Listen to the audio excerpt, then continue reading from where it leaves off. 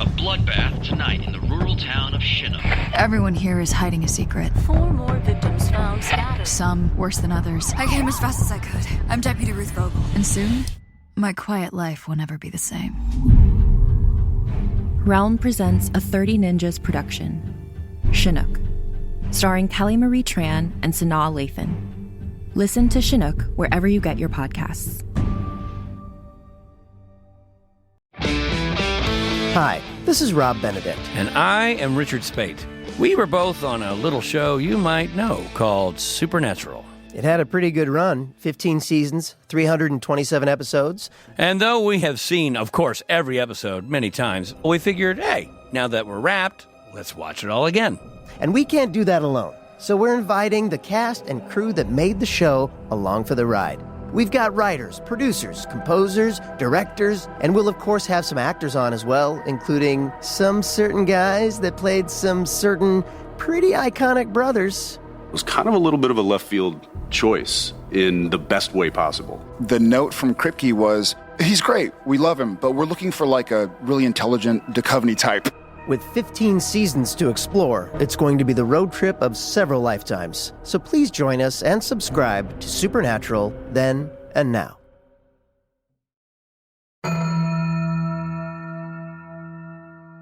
Hey everybody! Wow. Before we get started, you're never going to be able to guess what's about to happen. We're going to tell you some stuff before the episode. It's incredible. Shocking, even. Shocking to the world. Breaking barriers. Yep. Blazing trails in the world of podcasting. Keeping you on your toes. Yes. Listen, if you follow us on social media, you probably already know this, but we have a couple of new t-shirts. First of all, we have a very limited edition Jeopardy t-shirt. If you don't know, we were featured on Jeopardy. It's not a big deal. Picture me and Jenny both flipping our hair. But I'm screaming while I do it. Yes. So we thought it would be really fun to make a t-shirt with the Jeopardy question, or rather Including the typo. Including the typo and everything. It's going to be up for pre-order just for a little over a week through February 8th. So that's very fun. Scoot on over there if you want it. It's going to be up and it's going to be gone, so you won't be able to get it after February 8th. And second of all, Jenny, this might be my favorite shirt of ours of all time. I don't mean to it's out of control. Right. You can't sort of order your children in any kind of favoritism, I guess. But if I did have to, I think I would pick this one. Shane Gaillard. I hope I'm pronouncing your last name properly, Shane. But either way, you are an incredible artist. Jenny and I talked to Shane and we were like, hey, there's this amazing song written by Jenny Owen Youngs. And there's a lyric that goes, Jenny, do you want to tell them how the lyric goes? Oh, well, it goes like, it's a snake. It's a snake. It's a great big snake. And we were like, we have this idea for how that might play out on a shirt. And Shane made us that shirt, and it is fucking gorgeous. Excuse me for cursing right up here at the top, but I'm just so excited about it. It's up now for you to pre-order. As soon as they are printed, they will be shipping. And you should definitely go on over there and get one if you're anything like me or Jenny, because wow. You can find our store at bufferingthevampireslayer.com. Just click on shop and you can find us over there. Hey, speaking of incredibly exciting things, incredible news, everyone. Next week, our interview with Mark Blucas will be in your feeds on our off week. Yeah, you're welcome. Get ready, buckle up, round up all the butterscotch in your house and all the Wonder Bread, and make some roll-ups and chow down on those while you enjoy such a lovely chat we had with such a lovely man. Yo, bonus points for any of you who send us selfies of listening to the Mark Blucas interview while eating slices of white bread. Just saying. Or butterscotch product. Yes. Be Or nice. your favorite Werther's originals. Yeah. I hate to take us from this joyous occasion of Mark Blucas' interview and bring us into the land of spooky news, but I must. It is my duty. Here we go.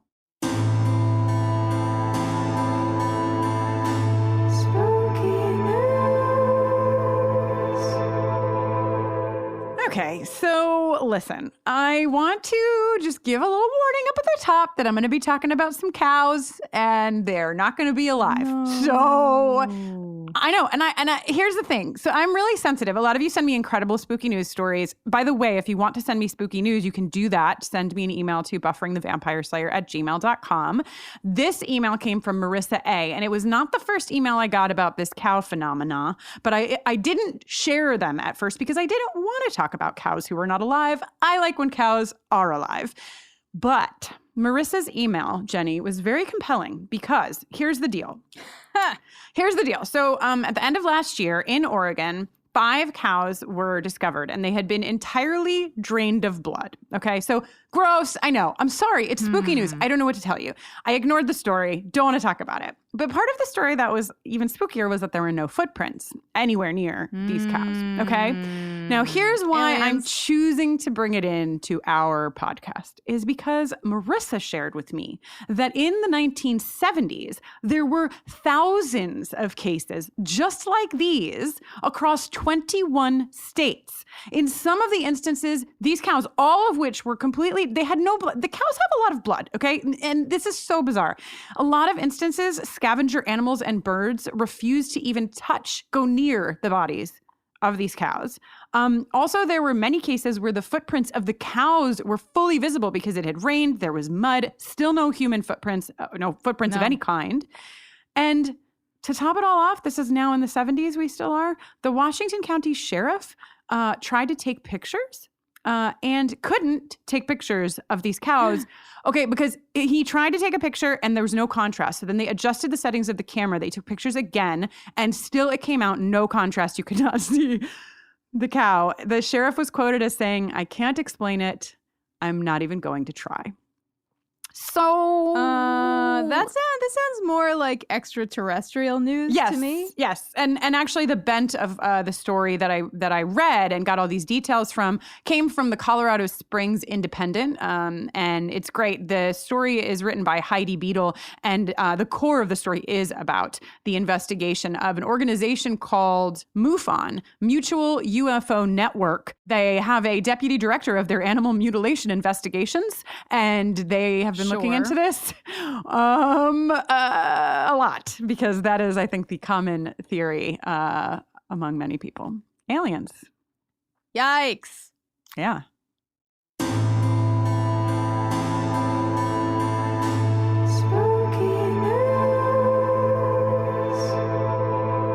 Well, sometimes blood goes away. Sometimes blood rushes in. I was really hoping you were going to go with that transition, just so you know. So thank you. And speaking of which, here are your results from last episode's Sexual Tension Awards. I am shocked and appalled, and I'm not mad, but I am disappointed to report that Xander and Riley and their boyfriend fight only took 11% of the vote, putting them in 4th place. It's very disappointing.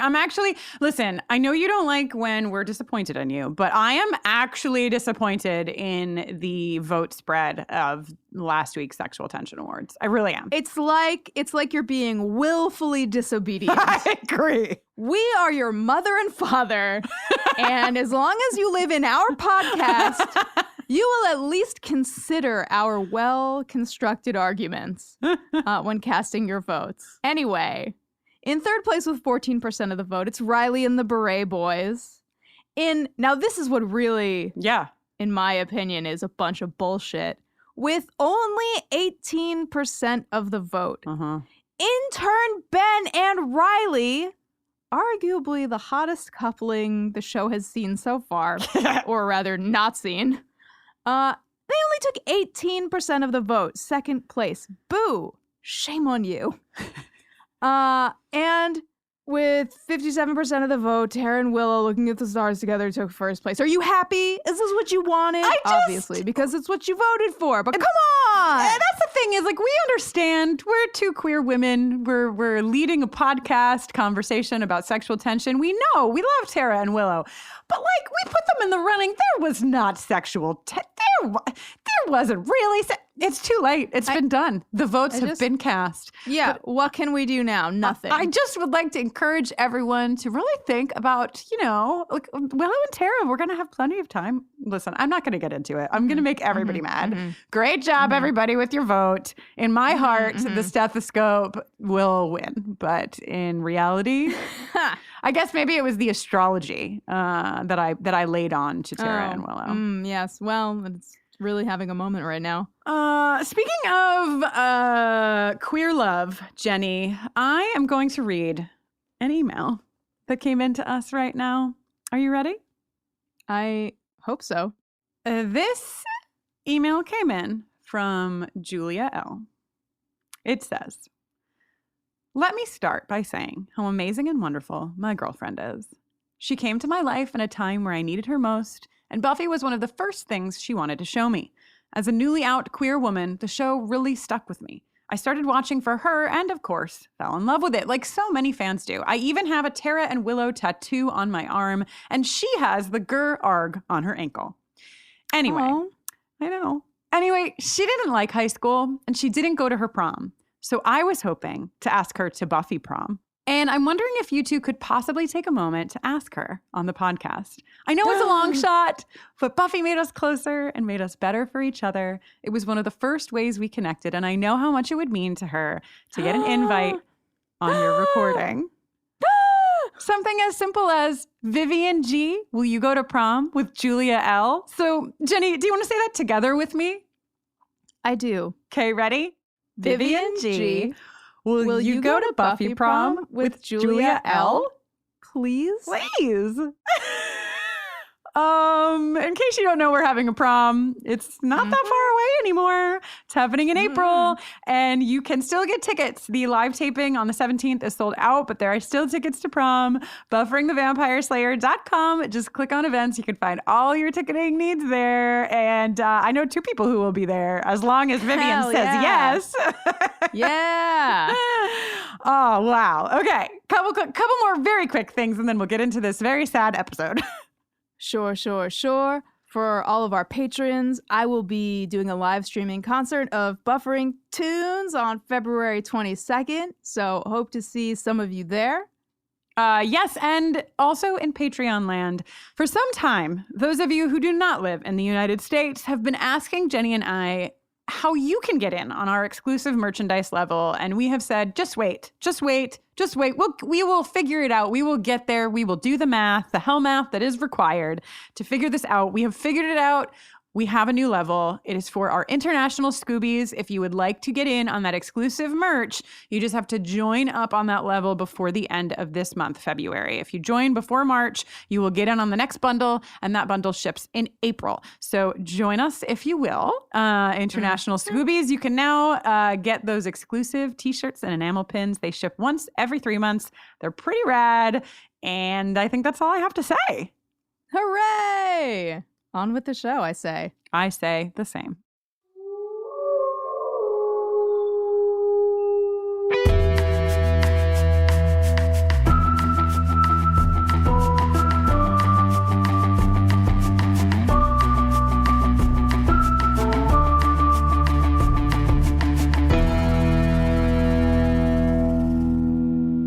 Hello, and welcome to Buffering the Vampire Slayer. Yes, a podcast where we're watching and discussing every episode of Buffy the Vampire Slayer one at a time, spoiler free. I'm Jenny Owen Youngs. And I am Kristin Russo. And I feel like in line with Buffy the Vampire Slayer, they're really stretching their arms now. They're trying to explore with different stuff here, different themes. And you, Jenny Owen Young, seem to be doing that with our intros lately. Like you're really stretching your arms, Listen, you know? Let the artist work. Keeping everybody on their toes.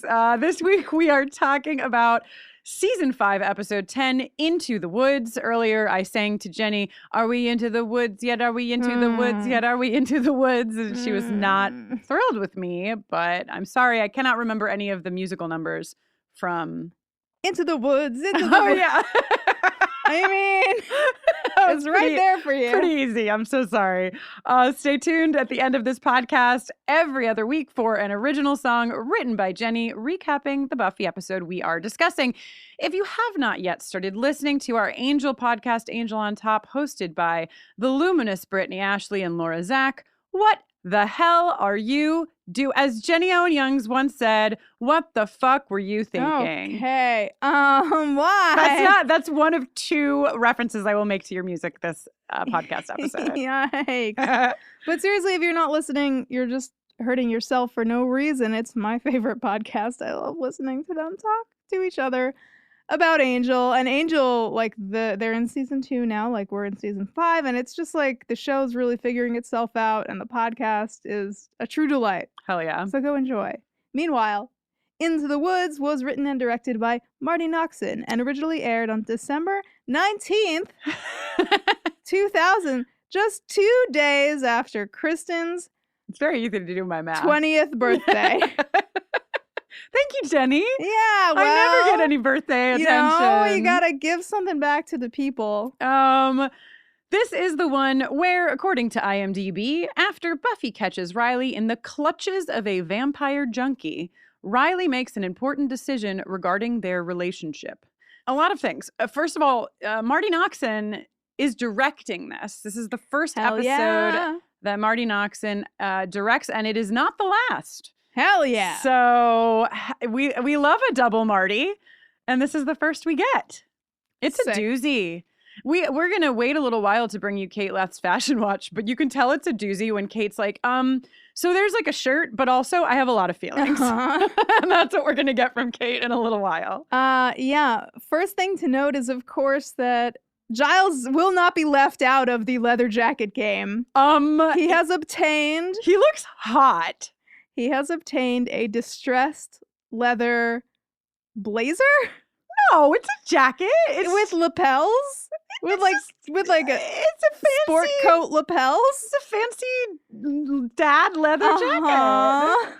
I love it. I'm so excited that Giles has a leather jacket. Yeah, get that earring back in, Giles, quick. Please. Ooh, we'll get a little reference to his Ripper days in a little while. Can't wait. But yeah, we're in the hospital. I mean, we left you all sort of watching Joyce be wheeled into this surgery, and Buffy and Dawn were standing in the foreground. The Scoobies were standing in the background. Joyce was like, what's up? And what we learn is that they have all stayed at the hospital with her, and they're waiting for her. And this is like pretty awesome too. I love what they do with Xander. I love not with, just the writers, but also what Nicholas Brendan does here.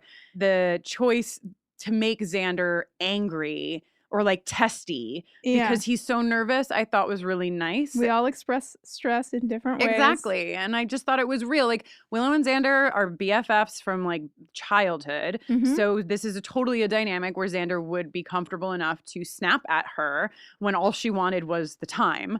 And he's doing that because he's torn up. Yes.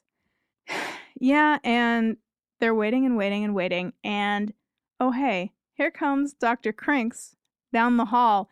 And cruel and unusual punishment, Marty, to make us all take the longest inhale to ever expand our lungs. Seriously. And then give us the fucking credits, you monster. How dare you? Not very nice. Not very nice at all. Shout out to Riley, one of many turtlenecks that we'll see in this episode. This is like it was like the wardrobe department was like, listen, this guy's gonna leave in a helicopter at the end of this episode, so like let's do a nice little retrospective. The many turtlenecks of Riley Finn. So yeah, we go to the credits not knowing. Mean. And in all honesty, when we come back from the credits, I really think Dr. Crinks could have done a better job. Pick up the pace. Seriously. Sir. Doctors are... This is like the Jenny Owen Youngs version of delivering us. But, well, I don't think you would do it in this scenario. I think you would have the wherewithal to start by saying everything is okay. But you do like to tell a story backwards. Yeah. Do you think that there's some kind of insurance-related... like sort of safeguarding? Like, do doctors have to deliver news in a very like lawyerly minded way. Sure, maybe. No. But also, even if they do, he could have started by saying the procedure went well. Like, just start there, dude. But he doesn't. But we do learn fairly quickly. Yeah. They were able to get everything. Joyce is under observation, and overall, they consider the procedure a complete success. So that is... everyone's pumped. There's much huzzahing, and everybody's hugging, except Giles and Xander, because no homo. Yeah, there's a no what? homo. Like, hug each other. It's very weird, because they've definitely hugged it out many times before. But Giles does this incredibly adorable fist pump thing in the background when he first gets the news. It's real cute.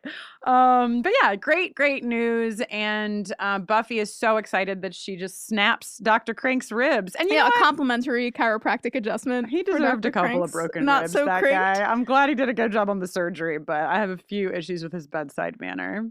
Do you think that Giles is excited because he's like, nice, got another shot. There's still some time for us. I do feel like I didn't want to be insensitive to like Joyce's situation, but it did seem like I had the thought of like, why did he wear this leather jacket? Not necessarily that he wants Joyce to see him in the leather jacket, but it feels like a little turn of the page, a little what's next for these two. Maybe he's just like, I'm really missing Olivia. And, he's like, life is short. Maybe I should have sex with Joyce again. Oh, my God. Yeah, that old familiar saying, life is short, maybe I should have sex with Joyce again. Okay, so we go to Xander's apartment, which is looking lovely. And Dawn has been taken back with them. Oh, my God. Babysitter Anya. Among my top Anyas. Jenny, I have a lot of things to talk about in this scene, but the first thing that I would like to bring to your attention is that there's this moment where they look at the newspaper, which is so nostalgic. Looking at the newspaper for movie times is like, oh my God. People don't do that anymore. Were we ever so young? We used to. And Anya, as we all know, wants to see the hilarious movie about the chimp who ice skates. I figured this is just something they made up. No. That's a real movie. Do you know about this movie? I can't remember what it's called. Well, I have it written down. But I do remember the ads for it. Okay, well, it's called MVP, which stands for something. Most Valuable Primate? Correct. So good Lord. A real movie. It has gotten horrible reviews. And it was produced by Air Bud Entertainment. Well, who else is going to make an animal sports movie? Tell me what it was like to work in the offices of Air Bud Entertainment. Well, it's just the tennis balls everywhere. And then there's a community zone with all the water bowls on the floor. It's like that episode of West Wing where... Don't they let turkeys loose in the office every Thanksgiving? Oh. No, they do not do that every Thanksgiving. They pardon a turkey every Thanksgiving. And in the West Wing, there's something about they don't know what to do with the turkeys while they're awaiting the pardoning. So they leave them in CJ Craig's office, creating chaos. I'm looking at this chimpanzee right now on hockey skates with a little hockey stick. She's talking about the movie poster. For Most Valuable Primate. And I'd like to make a general plea to the universe. Could people stop casting chimpanzees in stuff? Yeah. I mean, unless it's like a documentary about chimpanzees. Sure. Well, that's not so much a casting. It would be nice to not put tiny ice skates on them or any other anthropomorphized. We say this on the heels of Dr. Dolittle coming out in theaters. So no, I'm here for Wishbone. I'm not here for chimpanzees. The glorification of chimpanzees. So anyhow, thank you for taking that Most Valuable Primate detour with me. Mm-hmm. Anya is she really finding her Anya stride. We are in like prime Anya territory. Ice is all slippery and monkeys are all irrational, she says. She's also like, maybe we should make life the game of life a little more interesting by adding a gambling component. Dawn, 14-year-old Dawn. Oh, and maybe we could also get you drunk. Yeah, strawberry schnapps taste just like strawberry ice cream, she says. And then we learned that Dawn is very aware of the fact that she has not been exiled for celebration of her own, but rather so, as she says, Buffy and Riley can boink. Jenny, what are your feelings on the word boink?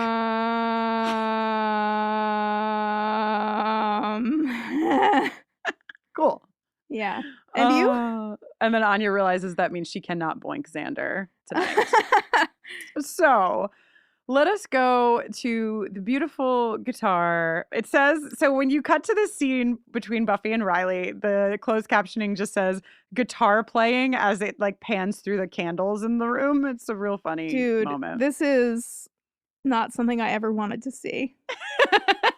This is a musician called named Emiliana Turini. This song, the Icelandic, I think, musician, who Buffy is apparently super into. She wants to play this song on repeat.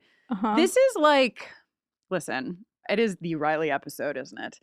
And this is like the opposite of what candles do for Buffy and Angel. It's like. And that's the whole point of this whole episode. I mean, of really Riley's whole arc versus Angel's whole arc. It's like, this is the same kind of setting, darkened lighting, candles all around the room, but it is like this light, like soft jazz version. Later, when we get if you can call it a sex scene, my note that I wrote down, I called it the tan and tender sex scene. Yeah. It's just the bodies are tanned and it's just so tender. There's a few things, yes, if I may. Please. I don't want to talk about it, but I have to talk about it. First of all, the fact that Buffy has at no point, especially now while they spend an extended amount of time naked together, noticed any vampire bites on Riley's body is either an oversight or just more fuel for the fire of like, do you even notice this guy? Are you here right now? Yeah. Okay. Also, when they're standing like talking to each other and I don't even want to repeat what they say, but when they are standing there, just highlighting what you'll hear us talk about with Mark Blucas when that episode comes out next week. They used a little box for close-ups that Sarah Michelle Gellar would stand on top of. So she's definitely on the Buffy box in this close-up where they're talking about their imminent lovemaking session because she's only like 5 inches shorter than him here instead of like a full foot. Right. Well, and are you going to point out the scene later? Because there is a scene later where I think they very explicitly do not use the Buffy box. Oh, where's that? It's when Riley confronts Buffy and he's like, we have to talk right now. And she keeps saying, and we'll talk about the scene when we get to it, but she's basically like has to tell him twice to keep his hands off of her. And they are panned out and Buffy is not standing on a box. And like the height difference is really massive. And I think it's one of those things. Intentional. Yeah, you know, like how in acting they always say that like if you're winning the fight, you should not be leaning towards the person. Like body language is really important in fighting. So like I've never heard this. Really? No, it's a real thing. In your many conversations about when you're winning the fight, what your body posture should be. Yes, please continue to teach me. Well, it's just if you're leaning forward, that's a weakened stance, right? So usually people who have the power in the fight, who know they're winning the fight, who know they're winning the argument, are sort of like relaxed. They're not leaning towards. They're farther away. They're whatever. They don't care as much, and so that's not what's happening here. But there is something about the fact that Buffy does really have more power in that scene. I feel like you're giving me a lot to think about for when I play Skyrim. I could definitely stand to be more relaxed during battle sequences. Oh, so great. Speaking of Buffy boxes, yeah, I'm sorry, but I have to say one other thing. Wow. And then our listenership reduced to 0. So the other place where the height differential like really slapped me across the face is when they are, excuse me, laying down together. And there's some active movement and Riley is on top of Buffy. They wanted, I think, their faces to be a certain way. So like Riley's face is like farther down the bed than Buffy's. Yeah, his so face he is, if you think about their height differential, he's basically like working on her knees. You know what I mean? I understand you have to do what you have to do for the scene, and honestly, that's probably way more comfortable for the actors. But listen, it's Riley's gonna be flying away in a helicopter at the end of this episode. So if you're not gonna talk about the positioning, strike while the iron is decidedly lukewarm. Incredible. Box metaphor and iron metaphor. Two tanned bodies. With a tangle of parts placed in random locations. And hey, we're not the only ones who are disturbed by this lovemaking. Wait, actually, can I go back for a second? Because there is a moment in the scene in the living room before they go upstairs to have tan and tender sex where Buffy says, you know, I'm not as strong as you think I am, blah, blah, blah. And he's like, I didn't even see you cry. And she says, oh, I cried a ton, you know. And Riley is like devastated by the fact that she has been upset, but not upset with him. And it's just, you know, there's a lot of moments like this throughout the episode. And I'm sure we will have a larger, more meta conversation about this. But I think that that's important to note because at the end of the day, I really like my end analysis of this couple is that they have incompatible love languages.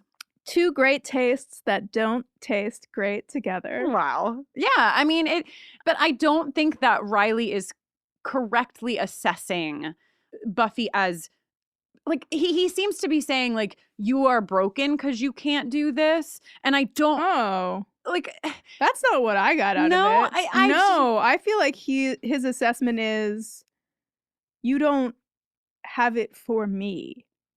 I don't feel like he thinks that she has a personal deficit. I think that he feels like she doesn't have what he needs available to him. Yeah, I can see that. I guess I leave this episode knowing that these two should not have stayed together. Right.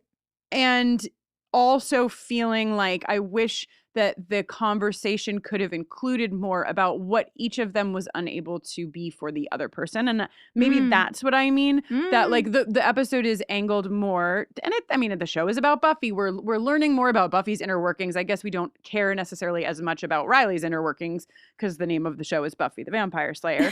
But you know, it seems a little one-sided and not in like a horrible way, but just in a way where I'm like, well, it feels to me like Buffy does have things to give and they aren't the things that Riley needs. And Riley does have things to need and they aren't, whatever.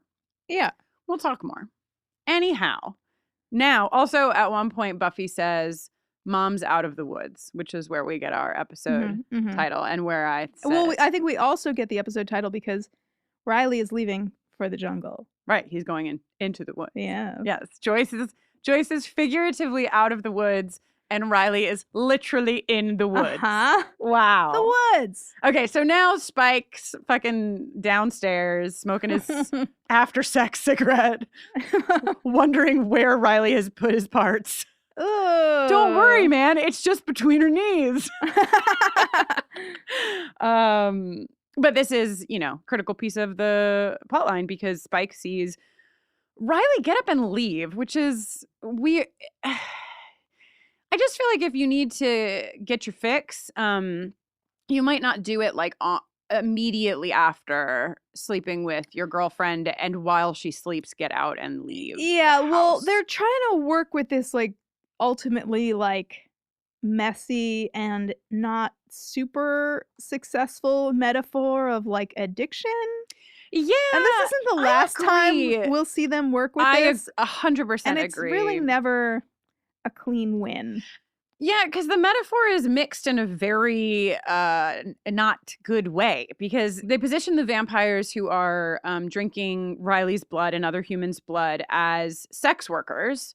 Right. But then they're also positioning them as junkies is the word. Junkies is a horrible word. The drug addicts, but I said that word because it was in the IMDb description, and I meant to comment on the fact that I did not like the usage of the word back then. And those are two distinctly different things. Like, are these vampires working as sex workers and making money for that? Or are they, like, it seems really messy. I thought that Riley was the person experiencing addiction. So is it a two-way street? And that's look what a mess. It's a little bit messy because that's the thing, right? In some senses, he is spoken about like that. And I also don't think that it's fair or appropriate to label what Riley's doing as an addiction, because it's not. He is going to... He's basically employing sex workers because he is missing something and is figuring it out and figuring out what he's missing through this exchange, which is not at all in line with an addiction storyline. Speaking of, since we're in this sex worker topic right now, somebody wrote in on Instagram and was sort of commenting on our discussion last episode about this being sort of a character assassination, super out of character for Riley, and talked a little bit about the fact that, like, oftentimes people who frequent sex workers are sort of doing things in those exchanges that they feel they can't do with their partner, whether that's because they don't respect the sex worker the way they respect their partner, whether it's because they don't feel comfortable showing that they like want, I mean, in the scene that we see Riley in getting caught, he's saying like harder, harder. We have definitely never seen even a hint. He's taken off her goddamn boot. That's you know what I mean? And so he is really tapping into something that he's not tapping into with Buffy. So, I still think that there's a bit of character assassination going on here, but I also think that I thought it was an interesting point to really look at. And Riley gives us some of his reasonings and is really well spoken about it, I think, in terms of like why he is doing this and his self-assessment of how he's felt when he's done this and what he's realized in connecting with these. Even on his way out the door, he's got one of the higher emotional IQs on the show, honestly. So it's like Riley and Spike, they should get together. Ooh, and they almost do. They almost do. Cannot wait to get to that scene. Okay, so back at the hospital, Joyce is declining. We don't spoil anything in this series, but I will let you know that Joyce declining a wig is going to be really great for some of her bandana choices in future episodes.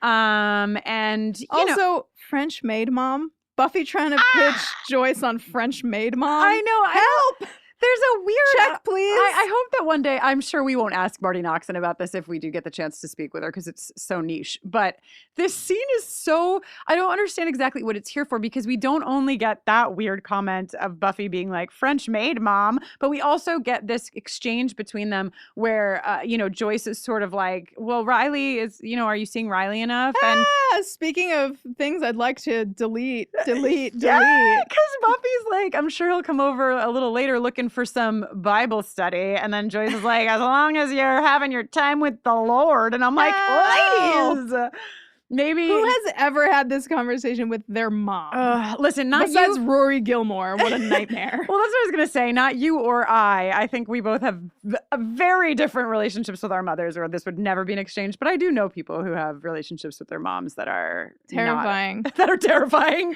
to people like us. So these military guys are like holed up in like a Motel 6 or something? Look at those curtains and face the truth. They don't have a good budget. They're not, and they tell Riley the pay is going to be low and the risk is going to be high. They're like, risk of bed bugs, dying near these curtains. But yeah, so Graham is like, who we need is Riley, because he has the skill set that we need. He looks great in a turtleneck, and wait until you see him in a beret is not what Graham says, but might as well. And then we go back to Buffy's room in the middle of the night. She believes that Riley has re-entered after using the bathroom or something, but instead it is our bleach blonde stalker of season 5, Spike. Spike, I love you. Spike, so dreamy. Spike, your trench coat. Spike, I love you. Spike, your blackmail. Spike, peroxide. Spike. Okay, so you know that we've been giving a big frown to any time Spike does something without permission. And technically, he has definitely entered her room without permission. But also, are they really never going to disinvite him? I mean, truly. Like, what do you expect? Honestly, the biggest crime anybody in this show ever commits is continuing to expect Spike to do the right thing ever in any circumstance. Everyone's always so incensed when he wants to kill someone or wants to drink blood or wants to steal something. He's literally evil and has never pretended for one moment in time to not be evil. So he's like, hey, I've got something to show you. Is Buffy getting out of bed in the middle of the goddamn night for I need to show you something? I know. Sir. And also, isn't she wondering where the fuck Riley is? Like, yeah. He's not in bed with her and Spike has just entered the house, but I would be like, where's Riley? Like, what'd you do with Riley? What did you do with my boyfriend? Exactly. And also... And can I join? I mean, listen, I'm just saying that I think that everyone in this dynamic would be thrilled if Spike and Buffy and Riley were a throuple. No, there's something for everyone. There's literally something for fucking everyone. So I'm putting it on the table. I wish that I could go back in my time machine and tell these three how to solve all of their problems. But alas, I want to give James Marsters a shout for his acting when he turns around. So he's like, "Are you naked?" And Buffy's like, "Literally, fuck yourself." And she gives him this look. Again, Sarah Michelle Gellar with her eyeball acting. Like, dude, fucking seriously turn around. And he's like, I give a damn. And then he turns around and lets us know exactly how big of a damn he gives. I mean, he like basically has like a tiny orgasm thinking about the fact that she's getting out of bed behind him. And it's just incredible acting from James Marsters because it's a split second. He's so funny. It's hysterical and so on point. Now I have a problem. I have a bone to pick. How fucking dare Buffy the Vampire Slayer call putting on those wide leg ankle crop sweatpants getting dressed? I agree. She looks like she's spring cleaning. Madam. She should have definitely borrowed one of Joyce's future bandanas to complete this look. Yeah. Yes. And this is the scene. They go to the vamp den and Buffy is taken upstairs. She sees Riley. We've talked about the fact that he's saying harder. Buffy sees Riley. Spike is showing her this. Spike sees immediately how upset she is and is like full of some kind of regret. Once they get outside, you mean? Yeah. Right, because first he's like, being a little shit to Riley. We only came here because we care about you, friend. A real digging comment. Right. And he does. It's like... And Spike is, I think, portrayed really wonderfully in this episode as being right on this line of like, he's so stoked that Riley's taking a fall, but he's so bummed because he's upset the person that he loves, essentially. I think that he's obsessed with, I should say. So the vampires are all pissed that like Riley has brought the Slayer in one way or another to their den. And Buffy goes to her room. So sad. And when you've just been caught by your vampire slayer girlfriend being sucked on by a vampire in a pseudo-sexual way, and then you you get home to your like basement apartment in your heavy bag, and you turn a light on, and some men have been waiting in the corner. In the dark. They got there, turned all the lights on. They were like, okay, here's where we need to stand to make it the most dramatic for when he gets home and turns the lights on. Two of them stayed there. One of them went and turned the lights off and got back in position. And then they waited for who knows how long. Oh, it's like a surprise party. Yeah, and Riley is like, get out. Like, he immediately senses that they're there, understands everything. We get this like, whatever, this stupid scene. The scene is stupid. They're like, there's a code 1 in Belize. There's demons taking apart missionaries. We're not government, we're the army. We really missed the initiative. Yeah, I know. And they tell him it's high risk, it's low pay. Tomorrow at midnight, be at the copter. Or at the copter. Meet me at the copter at midnight. Oh, and he picked just the right button. In his closing remarks, he says maybe civilian life is working out for you. Yeah. Maybe it isn't. Yeah. This guy rolling the dice on, 50% of the time life feels good and 50% of the time you need to escape life. So I'm just going to take my chances. Yeah. And roll those dice. He's correct with his dice roll. So at the Magic Box, we are approaching the Christmas, Kwanzaa, Hanukkah, Solstice, and Gomanthar's Ascendance season. Lovely little touch to the banner hanging up. I want to know, someday I want to find whomever created the banners for Buffy the Vampire Slayer. Actually, you know what? That's a good segue to talk about something. At the end of this episode, there is an dedication. A dedication at the end of the episode for... Is it to Gurenthar? No, but the spelling of this person's name is so close to it. It's for D.C. Gustafsson, I believe is how you pronounce his name. He passed away. He was 41, and he was the lead on the lead man for the first 2 seasons in the art department of the show. Oh, wow. And he passed away at 41 after fighting cancer and AIDS, and was a super close friend of Sarah Michelle Gellar's. Oh, man. And so I bring it up because, perhaps it's probably the art department that does some of the banners. For sure. Right? So that's the connection. But if you saw that, it is in the credits right at the end of the episode, and that is who this person was. And so that's really very special that they, gave him, they dedicated. I mean, it's a very sad episode to dedicate to somebody, but yeah. Yeah. Okay. So 1 free chicken's foot with every purchase. And why not? We also see here that there are some tensions building between Anya and Willow. I wonder how that's going to culminate. Yeah, I wonder how intense their fighting will become. I love the scene as like a really nice spot of sunshine in this episode. Yeah. Emma Caulfield totally crushing it. Like lots of really, really funny Anya stuff here. In particular, I like how as she and Willow are getting more and more heated, she like turns to Xander for support, and when he doesn't give her the support she's looking for, she's like, fine, take her side, even though I'm the one who sleeps with you and feeds you and bathes you, and everyone's like, record scratch. And Xander leaps to assure everyone that it's in a sexy penthouse way. You show me how you bathe somebody sexily. I am picturing it right now, and it is there. Yeah? It's there, yeah. You can picture Xander being bathed sexily? By Anya? But just like, what is the motion? Like, there's a sponge? Well, you're both in the bathtub. Okay. Right, there's like a loofah. You are all so welcome that I asked this question. Okay. You're both in the bathtub. What's the sexiest bath time abrasion tool?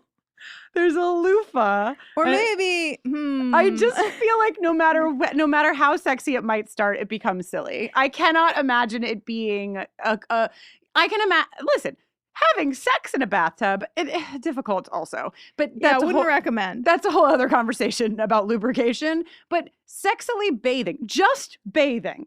I just don't think you can keep up the act of cleaning somebody else's body for that long. I think you're making a lot of assumptions about how long the bathing portion lasts. Oh, okay. All right. And also, like, just, step outside of yourself for a moment in time.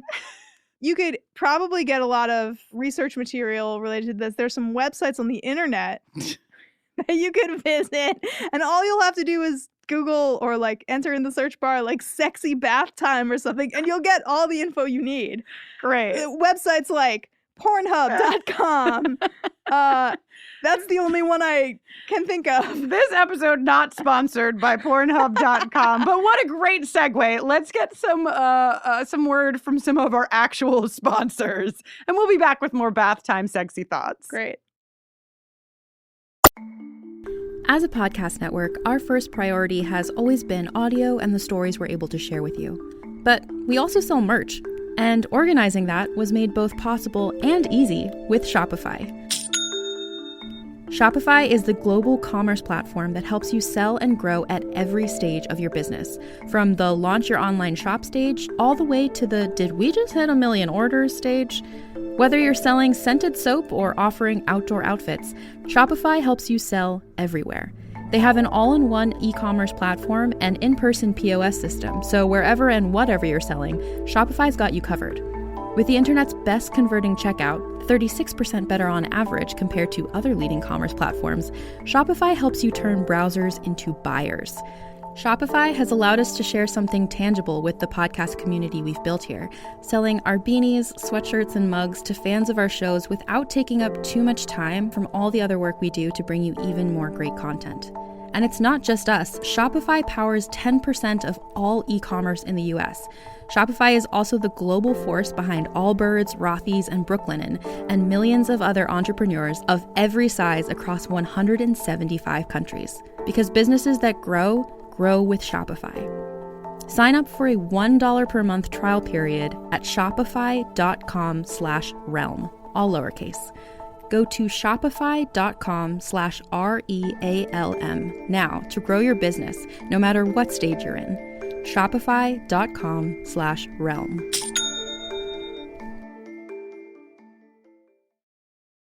Support for today's episode comes from OneSkin. And if you have sensitive skin, you're going to want to hear about their scientifically proven topical supplements.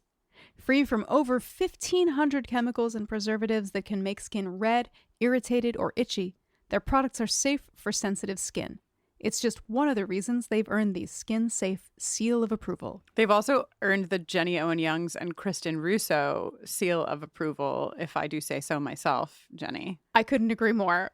I've been using OneSkin for a few months, and after a few weeks, I remember it like it was yesterday. I texted Kristin and I was like, maybe she's born with it. I looked in the mirror that morning and was like, oh, things are happening, and I am happy. I have used 1 billion skin products, and I did not think that I was going to switch off of the skin lotion, the moisturizer that I used, and the under eye cream that I use, because I have used them for a little while and I really liked them. And I've switched completely, which is a pretty big deal. OneSkin is the world's first skin longevity company. By focusing on the cellular aspects of aging, OneSkin keeps your skin looking and acting younger for longer. Get started today with 15% off using code BUFFERING at oneskin.co. That's 15% off at oneskin.co with code BUFFERING. After you purchase, they'll ask you where you heard about them, and if you can, please tell them that we sent you. All right, so it was Anya and Xander in the bathtub with a loofah. We get one more line I want to give Anya a shout out for in this scene is where she says, "Sure, make fun of the ex-demon. She's newly human and strangely literal." And it's a special one. Yes, she also makes a crack at Giles. Oh. If it weren't for me, he'd be a scared old man looking at quarterly tax statements and wetting himself. I really felt solidarity with her version of Giles in this, because when I look at quarterly tax statements, I basically, I cry and cry and cry. Okay, so Buffy busts the fuck in. Yeah, she's real stressed out about this vamp nest that she's discovered with a very specific agenda. Yes. It's a small business. Buffy hates small business owners? Well, she likes Giles. But, okay, so all I thought of in this arc of Buffy being so angry at her boyfriend that she burns the house down was Lisa Left Eye Lopez. Oh, yeah. That's exactly what Lisa Left Eye Lopez did. Hell yeah. I always felt just really proud of her for doing it, even though I never really knew the full story. I mean, we don't endorse arson on this podcast, however. But, it's like taking a Louisville Slugger to both headlights is always a move. That is fun and a little bit empowering. So, sorry, that's my little Left Eye side rant. But Buffy comes in, and yes, she is furious about vampire prostitution simply because her boyfriend has just been there. Yeah, I would think, considering how much slack they cut Spike day in and day out, that they might be able to turn a favorable eye on this setup where a bunch of people are getting what they want and nobody's dying. Yeah. I mean, although I guess, with regulation comes greater safety. A lesson we could all consider. Oh, wow. So yeah, now that's one place where the metaphor really works for me. Yeah, people deserve to be safe. Yes. While they're working. Agree. Hell yeah, Jenny. They don't deserve to have their place of business burned to the ground. They do not. And since you just made that beautiful tie-in, I think we should play the patriarchy jingle, the reason that these regulations don't exist in the first place.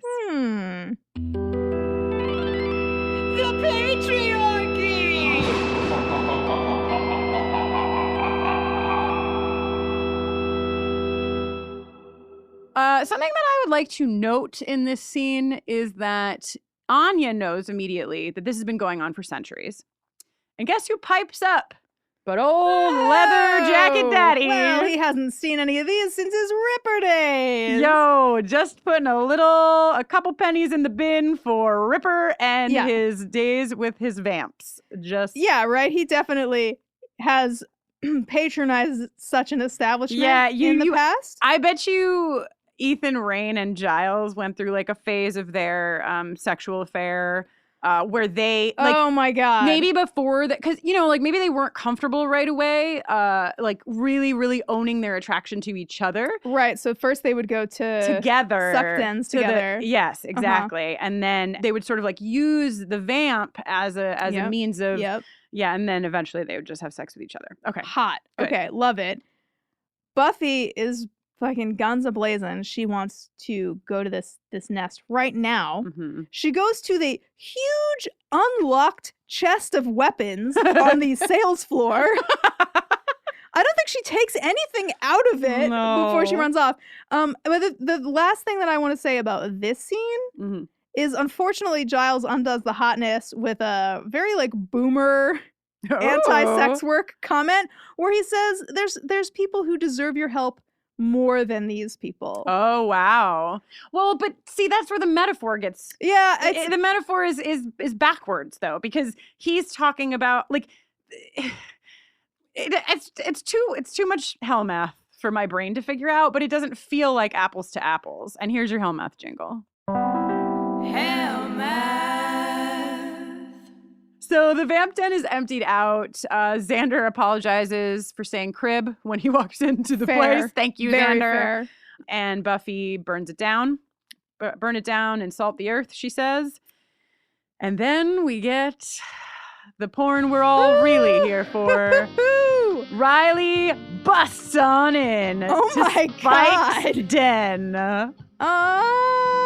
And the porn music starts playing. Yeah. Lauren, I know you've got that Woo-doo, 80s woo-doo, porn music in woo. your folder. Yep. Riley's like, I left reasonable about 3 exits back, Honestly, Spike. possibly the hottest Riley has ever been. Then he uses his like steak dildo. Whoa! Well, let's talk I got a about, little like- carried away. The porn music made me lose it. Yeah, okay. I didn't actually write that in my notes. Let's talk for a moment about what we perceive as a first-time viewer, which is that he gets Spike up against that pillar, and Spike's like, hey, don't kill the messenger. Right. And Riley says, why the hell not? And stakes him through the heart. Yes. And then we go to commercial. Again, Marty Noxon, queen of the cruel and unusual going to commercial. And we learn, of course, when Spike is like, ow, very reminiscent of our William the Bloody. Yeah. Well, I love how he's like screaming like he's dying and then like looks down and is like, hey. So Riley has gone through all the trouble of finding a plastic stake that has wood grain pattern on it so that it looks... Honestly, why is anybody leaving Spike alive? What is prompting anyone other than we love to watch James Marsters work? What's prompting anyone when they're pissed at Spike to not kill him? There are no repercussions in this universe for killing a vampire. I know, but Riley wants a little more from Spike, I think. And they have a chat here, which I think is done really well, where basically Riley's like, I know you want her. And Spike's like, you know what? I fucking do. Mm-hmm. And Riley's like, but you know you'll never have her. And he's like, yeah, I do. But a guy's got to try. A fella's got to try. And then he pops the top off of his scotch or whatever the hell he drinks. And they have this connection. It's very romantic. It's pretty romantic. Okay, so Riley takes a drink of the scotch. We'll say it's scotch. And there's a moment when he takes the bottle, he recaps it, and he throws it back to Spike. And that is where my fan fiction starts to spiral. Because it's a real good throw. And it makes me feel like the passion that we're missing in the tan and tender sex scene definitely exists here. Oh yeah. You need a little contrast for the composition. You need a fucking pasty ass undead guy. And then a golden god stepped down from the heavens. And also a few important lines, but something important that Spike says to Riley in this scene is the girl needs some monster in her man, and that's not in your nature. And what do we think about this? Is there truth to this? I think that there is. It seems like sometimes we forget because we're like watching this show and the stakes, no pun intended, are so high. And the danger is so real, and Buffy has to step up over and over again. We forget that she is 20 years old. Mm-hmm. Who knows what she needs? Yeah. She's so young. She's had one boyfriend, and he was 246. Yeah, and also, according to her job description, which she points out in this episode, like her enemy, right, by his very nature, like.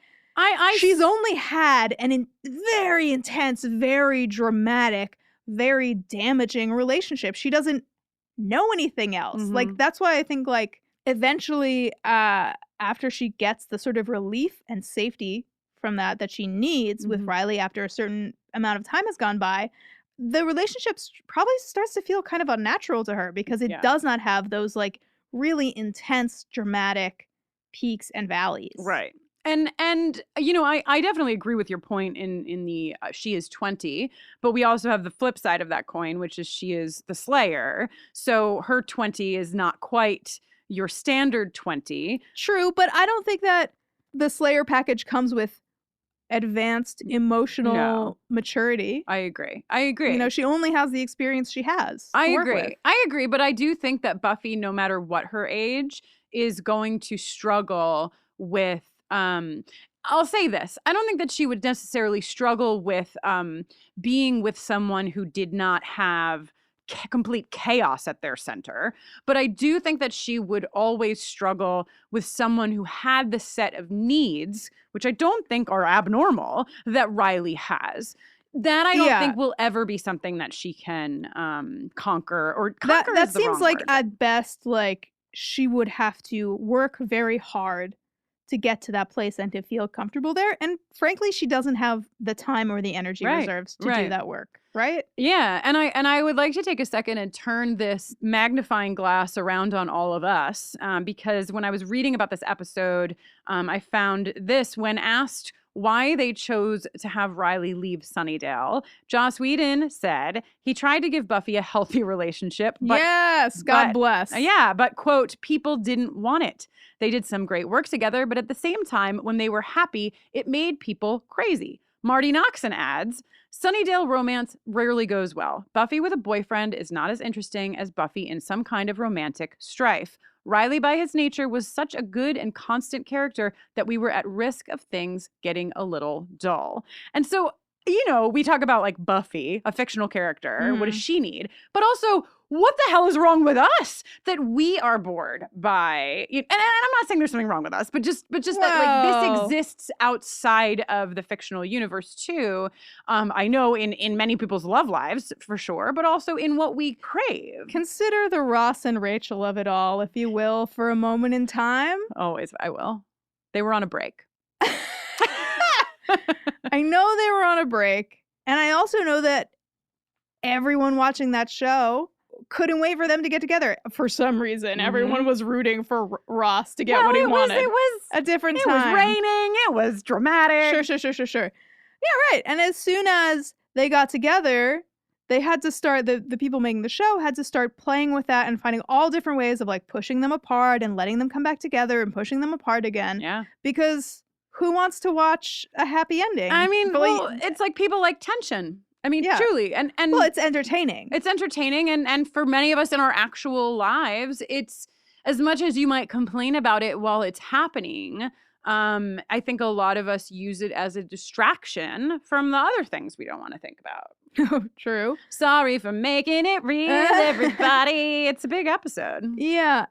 Also, I think they make a good point here. It's not just about like the relationship all by itself. It's everything that you hang around, the jokes that can happen around whatever's going on in the show, the dramatic moments that can happen around everything that's going on in the show. Like, there's just more to work with if there is conflict. Yeah. If there is no conflict, what's the purpose of the story? Yeah.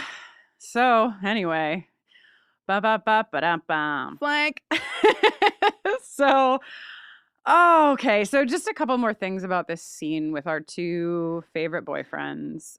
You guys are, we don't have the results as of the taping of this episode, but you guys have been pretty into Ben and Riley. Hell yeah. I think it has a lot to do with my stethoscope emoji that I put in the poll. But They, oh my God, right. Ben's stethoscope has already touched Riley's chest. Nice.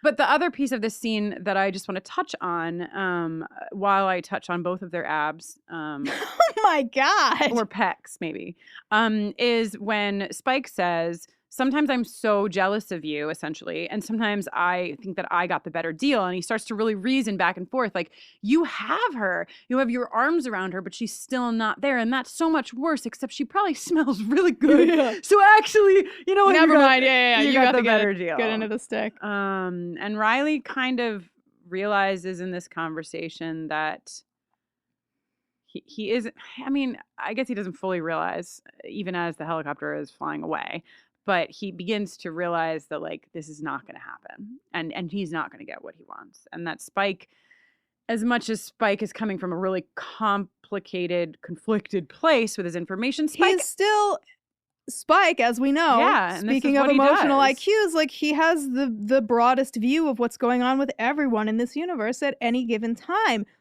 You're not the long haul guy, and you know it. You know it, otherwise you wouldn't be getting suck jobs from 2-bit vampire trolls. Which I assume is short for trollop? Maybe? If you're British and you know something, please let us know. And if I just said a thing that I shouldn't be repeating on a podcast. Sorry. So sorry. Okay, so we'll leave these two at Spike's and they can take the time they need to work out what they need to work out off screen. So we cut to the training room inside of the magic box where Buffy is losing it on a punching bag. And I believe, Jenny, that she is wearing something while doing this activity that the one and the only Kate Leth will have something to say about it after quite a few episodes away from our beloved queen. Let's go to Kate Leth. It's time for our friend Kate to give you the Buffy fashion update.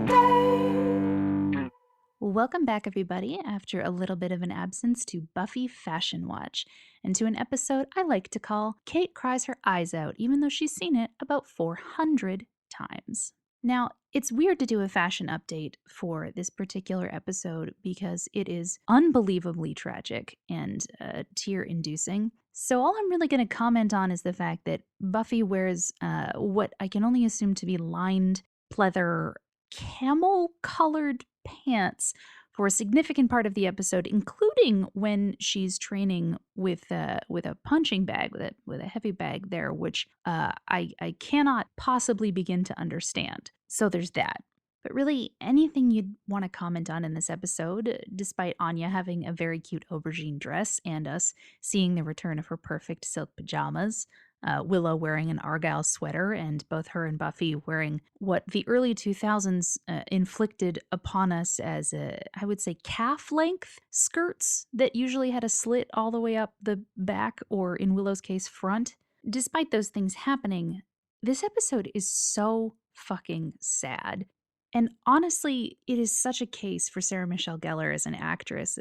Something that I've definitely commented on before, but people talk about how iconic this character was. She is the reason that it's so iconic. It's not just the writing, it's not just the cast outside of her, but she's incredible. And this plot line with Riley is really difficult. She's coming out of this incredibly intense but incredibly dark relationship with Angel. She finds Riley, and he is this safe harbor. He's so sweet and, as she says, dependable. He's like a golden retriever. He is a puppy. And that's what she needs when it starts. She needs someone safe. But as Spike says later in this episode, she needs a little monster in her man. And this is a line that has stuck with me since this episode originally aired and has come up again in my head over and over and over as the years go by, because I think, like a lot of other people, when you come from these really intense but also traumatic situations, it can be so hard to be with somebody who's just nice. And nice isn't enough for her, at least not at this point in time, maybe not ever. So I get it. but it's also so sad. And I love her scene with Xander. I love that confrontation.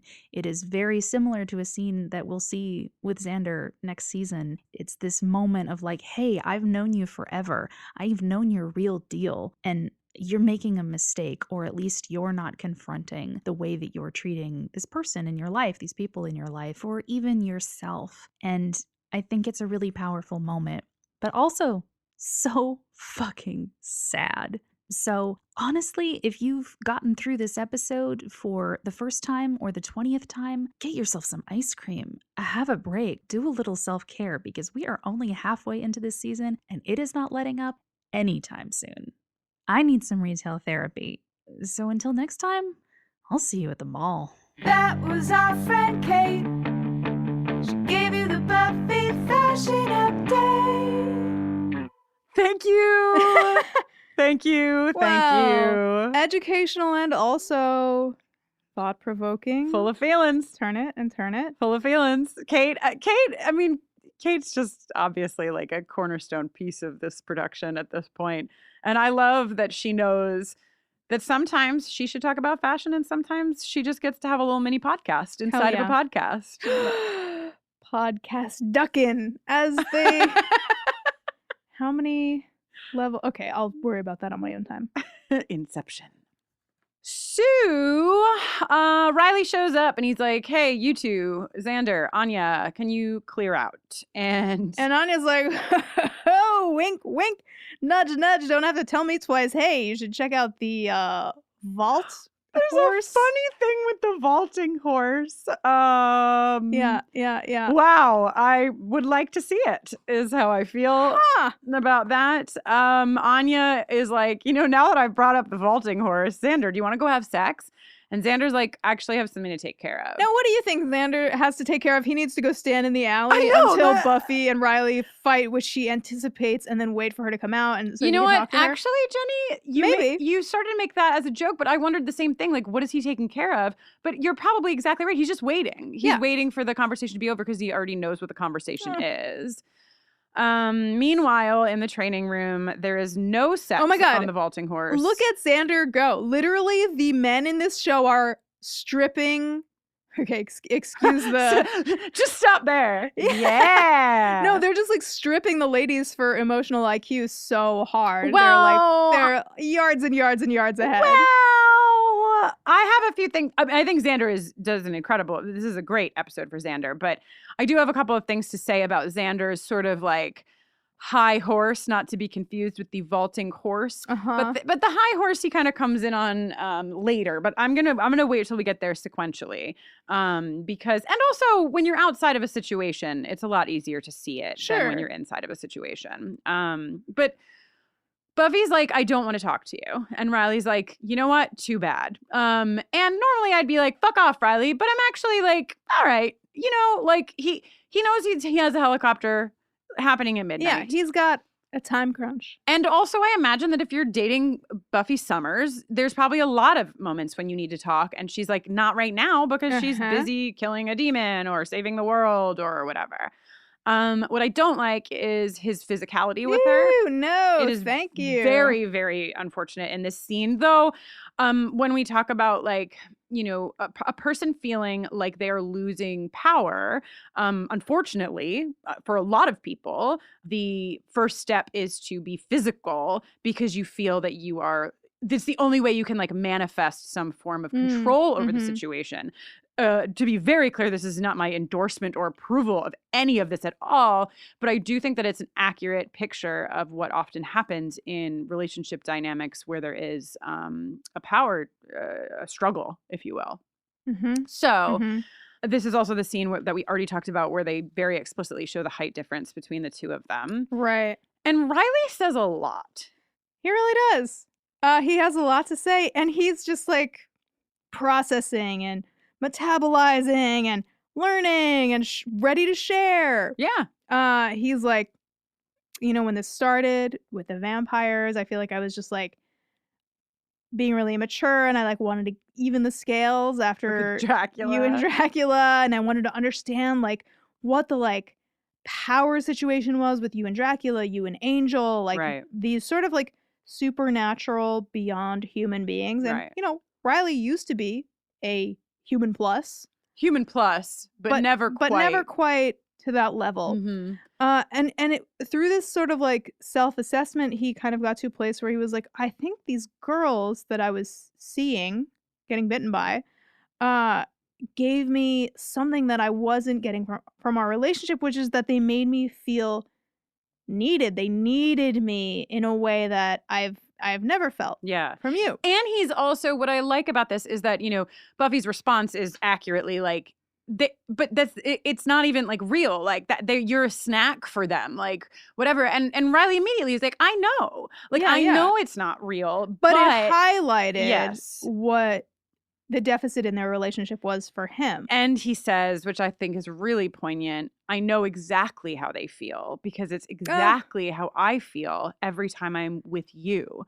It's like the whole world falls away and all there is you. Yeah. And this is what Xander will give voice to in, you know, a later scene, which is essentially that Riley has been head over heels for Buffy, and probably, if he was getting the things that he was after, would have been more of a passionate partner for Buffy, but he hasn't been met with what he's bringing to the table. Except for that one episode. With the boot?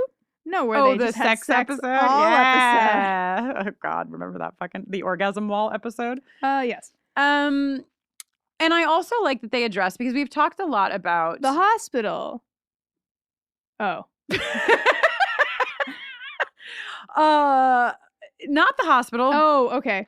I know where you're going. Sorry. We have talked a lot about the fact that part of Riley's issue is that Buffy is stronger than him. And he says that is actually not it. It isn't that you're stronger than me. But he does acknowledge that it's hard. Yes. And I think boy. I think it's a really good scene, minus the physicality. Yeah, the physicality is not great. I also love that they address the hospital thing where he says, like, you didn't even think to call me when your mom went to the hospital. And Buffy, being Buffy, internalizes that as like, oh, you needed me to take care of you while I was taking care of my mom. And it's like, no, dude, of course not. Like, I just want to be there for you, like doing whatever you need me to do. Like, even if you don't need me to do anything, even if you just need a compassionate presence, like. Right. But Buffy survives by compartmentalization. And like, that is literally probably the only way she can exist, is compartmentalization. And so, you know, I think what's clear to me in this, because you want to say like, yeah, man, why didn't you call your boyfriend when your like mom was sick? Like, what's that all about? But I can see very clearly what that was about, which is like, when you have 50 things and you know you can only, if she didn't look at Joyce and only Joyce in that moment, she would not have looked at Joyce at all, right? Like she knows that she has to keep 100% of her focus here, 100% of her focus here. And what's a bummer for her and possibly her love life, we'll see where it goes in the future of the show, but is that usually there's so many fires that the last compartment, if you will, that she can get to is that one. Angel was complicated because he was integrated into the other levels, and Riley is not as much. And especially since the initiative is done and whatever, like he just gets the last licks. Literally. So also just a quick shout out to Riley's white t-shirt. He looks good. He looks good. Looks good. They're sending him out on a high note. This is the ultimatum too. This is important. Right. This is where he says, like, unless you give me a reason to stay, I'm leaving tonight. The military wants me back. There's this helicopter. It's a whole thing. And this is sad because, Riley, you can see that we all have moments in our lives when we know something, but we can't bring ourselves to accept the truth of the change. And it's very hard to watch both of them in this episode because you know that Buffy knows. Yeah. I don't care what she does at the end. She knows that Riley is not, that their relationship is not the right one. It's not going to last. And Riley knows this, but Riley still wants it to work. He's not saying I'm leaving, because if he just trusted what he knew, he would say I'm leaving. But he says, just give me a reason, please. Which is the saddest thing of the ending of any relationship like this. Like, just please give me a reason when you know you're not going to get the reason. You know she would have given it to you already. Okay. So the vamps come at Buffy in the alley. Of course. She's like, not today. Walk away. I don't even want to kill you. Please leave. They don't. She kills all of them. We talked about this a bit. Yeah, you think she's not going to kill the one girl, but then she does. But then she's like an Olympian Buffy Summers javelin toss. It is a javelin, right? I mean, yes. I mean, that's the approximation. Yeah. And kills this last vamp on the way out. She's wearing a great red leather duster, which I know a duster is called a duster because it dusts the floor. But they also dust vamps in them all the time. Oh, yes. Okay, so also Spike and Angel both wear dusters. Right. So Xander, this is the Xander scene, right? And Xander, there's a lot here too. Xander is, I think, being an incredible friend. The one thing that's like a little, it's like, he's all like, how did you not see it coming? And it's like, would you have seen it coming if Riley wasn't like, she'll never love me? That was exactly, when I referred to the high horse before in my issue, that is exactly what I meant. I was literally like, dude, when Riley said that to you several episodes ago, on your face, he was fucking floored. So, sir, yes, I agree. I don't like how he's like, how did you not see this coming? Because he was literally told verbatim that it was coming by Riley. But as a person in the relationship, I don't hold it against him for expecting Buffy to be a little bit more aware of what's going on in the relationship. And when I say that Xander's being a good friend, I think most of what I mean is that although he's not doing everything right, he's not, but he has told Anya that he needs time, that he needs to focus on something because he has been paying really close attention to Buffy and the fact that she's acting out. And that's not, I'm sure that it's in the back of Giles's mind and Willow's mind. I don't think that it's like totally off their radar, but he is the one that's like, yo, this is bad. And I need to like get in here and have a conversation with her. And I just think it's good. But earlier when I said it reminded me of something. So I had a relationship of 5 years, and that relationship, the person that I was in that relationship's name with is Jen. So don't get confused. I only date people who have derivations of the name Jen. But I dated Jen from when I was 23 to when I was 28. And so it was a 5-year relationship, and about 2 to 3 years into the relationship, it was time for the relationship to be over. And I remember my best friend at the time basically was Xander and was like, if this is over, you need to realize what that means. It means it's over forever. And like, it just like scared the shit out of me. And I essentially ran after the helicopter and was like, no, but my helicopter had not taken off yet.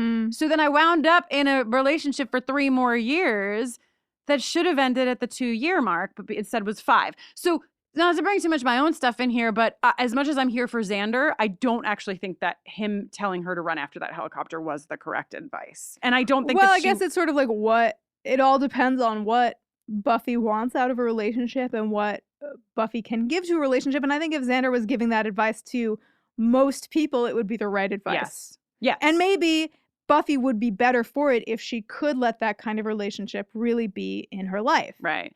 But he's hinging, and I think correctly, on like, she was so broken after Angel that now she has an issue letting people completely in. The girl had to kill him with a sword. She is traumatized. And he loves to gloss over that. Right. And I'm like, so his math is correct, but also it is an unreasonable expectation to think that this girl may ever be able to let someone in as fully as she was with Angel, because that was not just a heartbreak, that was a serious trauma. And so, again, it's wiggly. It's always wiggly because the show is supernatural, and so her killing Angel is a matter. So which side of the line are we talking on, kind of a deal. But what I want to say in sum is that I am proud of Xander for what he is attempting to do, which is reach his best friend and help her see something that she can't see because she's really lost. And on the other side of that coin, I'm not quite sure that the direction he pointed her in before releasing her was maybe the correct one. Right. Not to his fault. Not to his fault. Yeah, yeah. Yeah. Oh my God.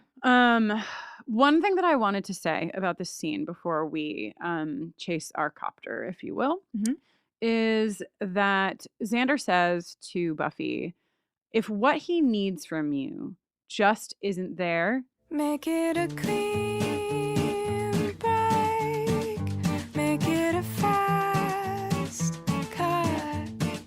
Well, this is embarrassing. Yes. Sorry, Jenny, but as soon as he said clean break, I was like, make it a fast cut. Make it a clean break. Okay. Make it a fast cut. Make it a okay. do. Okay, ma'am. This is an Arby's. So Xander's like, run. Right. Just to like round it out, some of his closing remarks include that, you know, Buffy's been treating Riley like the rebound guy when really he's the one who comes around once in a lifetime. True. He's never held back. He's risked everything. If he's not the guy, as you say, let him go. But if you can love this guy, then you have to think about what you're about to lose. And then she's like, she gets her Sarah Michelle Gellar wet eyes. And she's like, Xander. And he's like, run. It's really nice. Oh! It's nice. And then Buffy runs.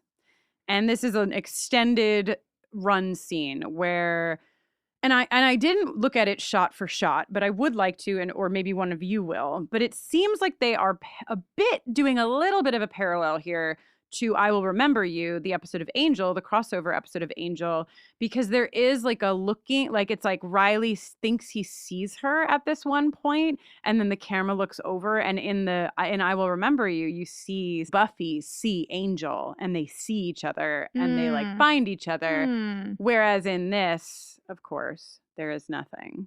There's nobody there. She doesn't make it. Not a common thing in a television series. I know, right? For you to see somebody run. Getcha. Yeah, run and run and run. And guess what? Riley, and it's so sad. It's too late. Not to echo Kate Leth from earlier, but it's so sad. It's so sad to see him waiting there. Because he knows, like I said, he knows that it's not right anyway, but he's still, he can't help but wait. And I think so many of us know that feeling. I have a hard time believing that he didn't look out the window of the helicopter one time, though. While they were flying away. Come on, guys. I know. If he was going to do all that waiting. But what would he have done? I'm glad he didn't He look would out have that. jumped. Yeah, he would have thrown himself out of the helicopter. She loves me! So the helicopter gets aloft, if you will. It's very loud. So he cannot hear when Buffy arrives below the copter and shouts, Riley. And off he whisks away. And she may as well be wearing the overalls of sadness in the next scene when she's walking down the street. Oh my God, that mope. Yeah. Or some Sarah McLachlan, but oh yeah. I think that it's interesting though to think about Buffy's, because I joke overalls of sadness and Sarah McLachlan, but this is not that. And I think that it might be even more sad that what Buffy's inner reflection could be. We don't know. We're not inside of her head. But I think that her inner reflection here is more about the fact that this was right than it is about that it was a horrible loss.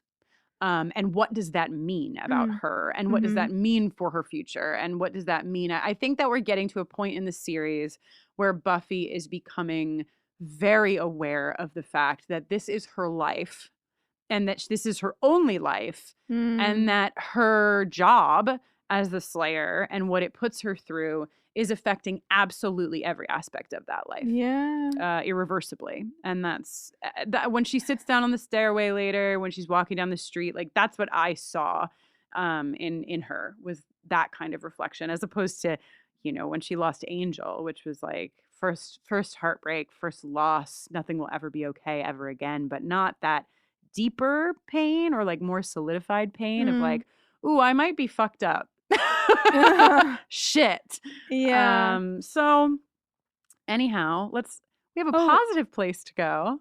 Before we go there, well, one other positive thing I just want to say. Looking back a couple scenes ago, I forgot that I wanted to mention this. When Buffy and Riley are having their last conversation, when they're like really getting to the heart, or he's really getting to the heart of the matter, Mark Lucas is like doing some really great face work. He's doing this thing that I remember maybe in an interview or a episode commentary or something. I remember Joss Whedon talking about like his favorite thing about Mark as an actor was that he had this incredible stillness in his face sometimes, and that like to Joss that like harkens back to, you know, like classic Hollywood actors. And I feel like he's really got a ton of it going on in this last scene that he has with Buffy. And I just want to shout it out. Yeah. Just shouting it out. I can't wait until next week when we get to share our You're conversation with Mark. He's such a dream. It's so great. But yeah, the positive place that I wanted to take us to is what this has done for Xander. Well, with the moment we've all been waiting for. The most beautiful love in all the land. Let's actually go to the clip. I want to hear Xander say these things to Anya. I gotta say something, because I don't think I've made it clear. I'm in love with you. Powerfully, painfully in love. The things you do, the way you think, the way you move. I get excited every time I'm about to see you. You make me feel like I've never felt before in my life. Like a man.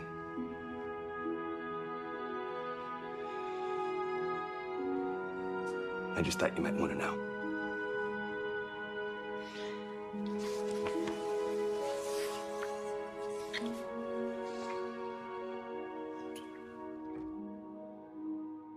And what's nice about this too is that Xander, speaking of taking the magnifying glass and turning it back around on yourself, but Xander has realized that how he has called Buffy out, maybe he should take a bite of that cake and, you know, nice, and go and tell Anya how he really like dig deep and get there. Yeah, her face, Emma fucking Caulfield's fucking face, is more than any one person can handle in her fucking PJs.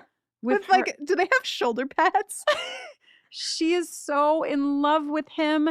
And, you know, you might think here on this podcast that we would cast a side eye at like this line that Xander has. You make me feel like a man. No way, that rocks. It does. It's like I don't know. Maybe you didn't think we would cast a side eye, but I just took note of it that like the thing is that Xander hasn't ever felt like he can achieve the things that he's expected to achieve. Yeah.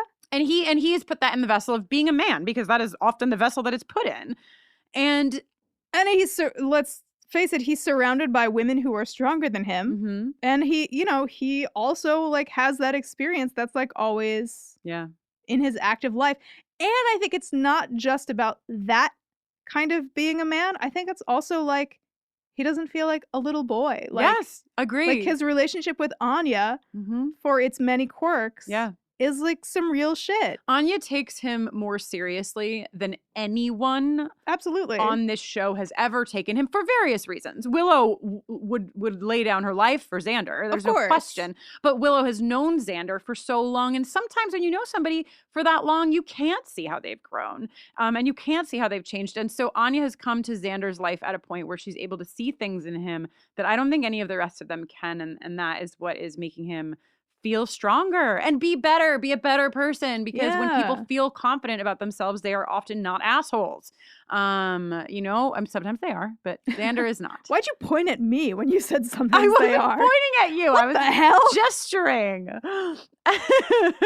So anyhow, love this scene. It's really important. It's important, and it's a really big marker on the timeline of Xander and Anya, because their relationship has been like fun But now it's not just fun. Like it's really reached a new level. Speaking of reaching new levels, Jenny, would you like to talk about sex and tension?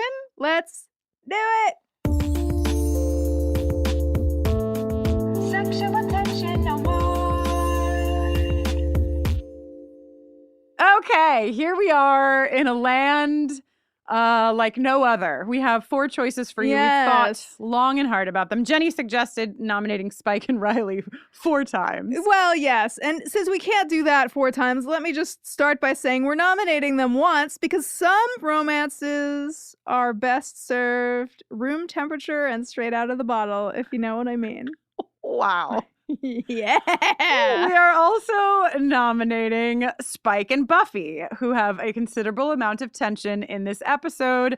And we're giving it to them because we're not nominating any of Spike's nonsense. But there is definite tension in this episode between these two.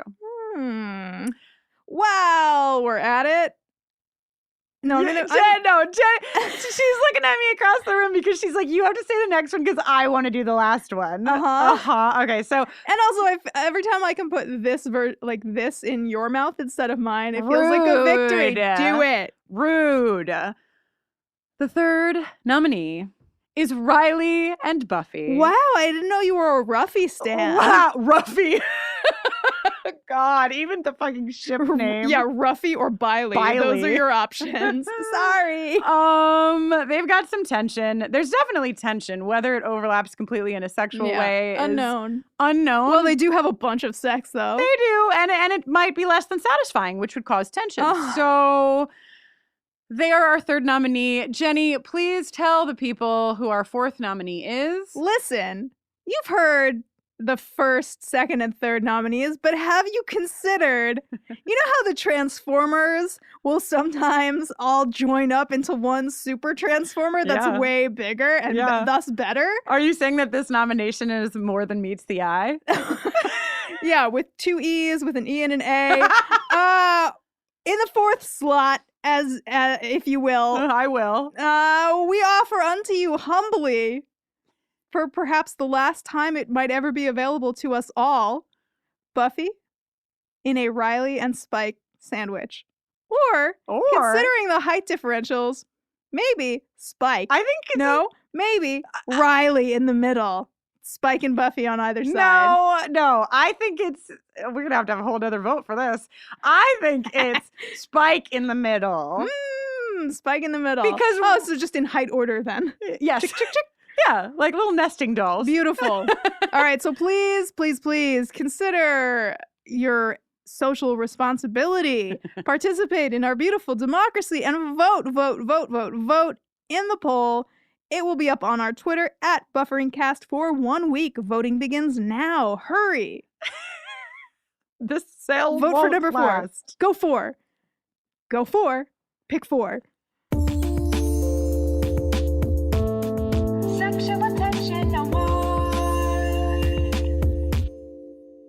Well, here we are. Well, Riley. The chopper. There's a beautiful, I promised to put this on the internet. There's a beautiful screen grab that I took where they crossfade Riley in the chopper and Buffy sat at home. And so there's a moment when you see them both and the closed captioning just says helicopter blades whirring. So I'll put that up on the internet. The true song of sadness. So we can all enjoy that. But yeah, this is a big episode. And as Kate made mention to, it's a sad episode. It's a hard episode. And guess what? We're sliding down a hill. We're sliding down a hill. Somebody save us. But we have a couple of really fun episodes headed your way. We've got some fun guests on Triangle and Checkpoint, which are the next 2 episodes. You don't even know. Holy shit. And yeah, I don't have anything else to say. Well, should I play Riley's jingle as he leaves? Or does that mean? That's mean. Yeah, you're right. Kick him while he's down. Let me see if I can rewrite it live in real time. Riley, sometimes you weren't that bad.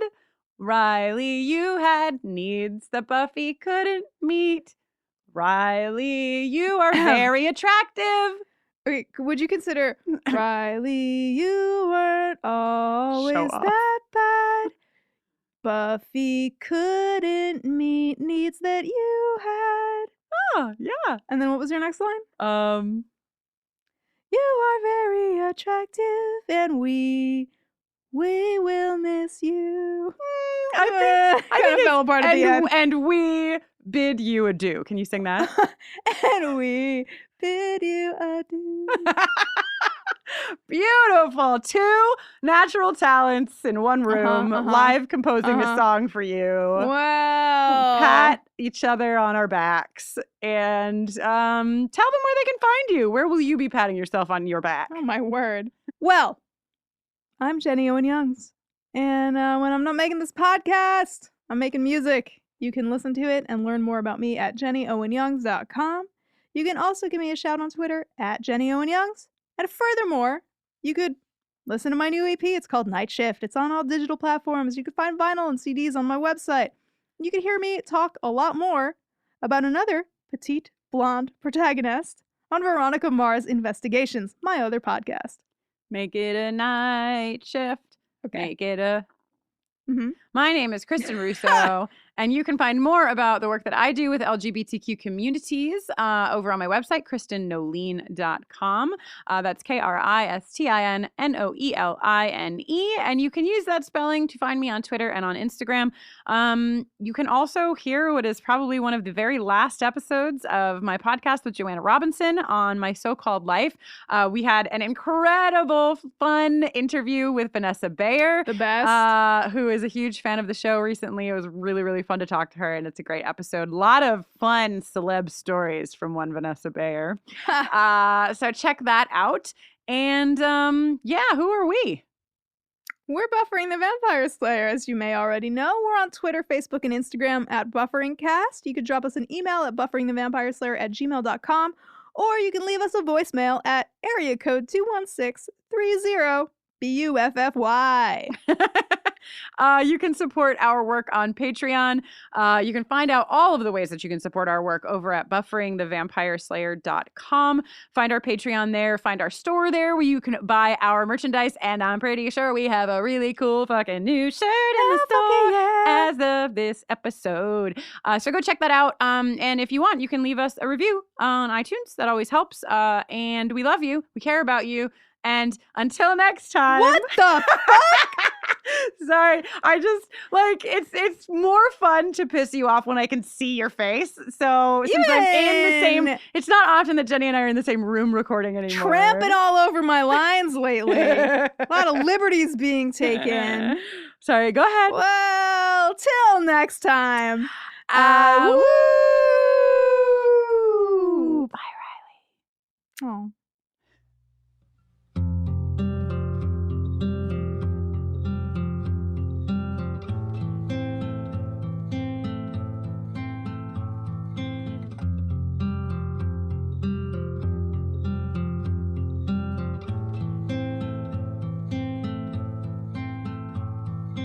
I've been hanging on to losing.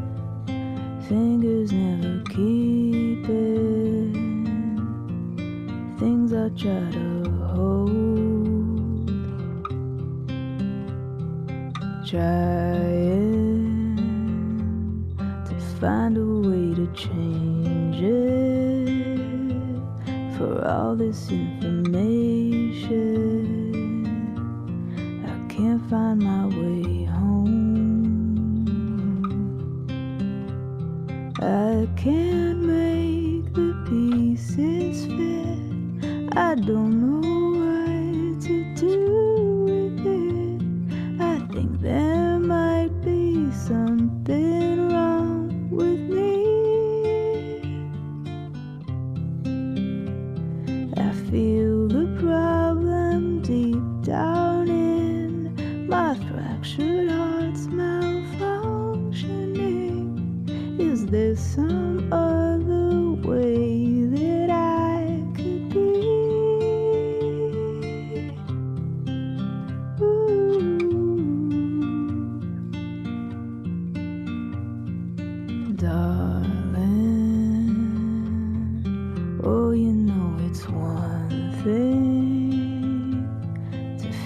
this aimless aching, the hole you left behind.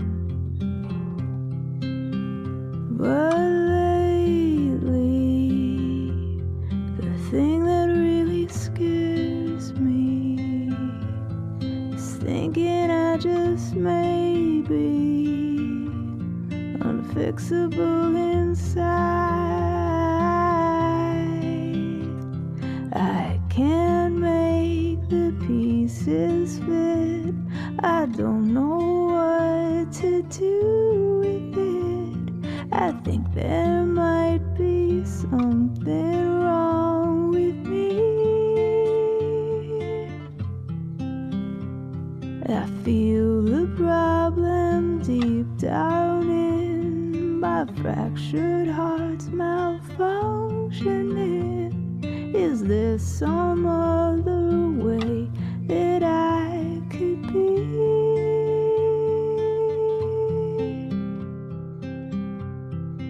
I don't wanna be broken. I don't wanna be broken. Tell me I won't be broken, 'cause I don't wanna be broken. If I can't make the pieces fit, if I can't make them,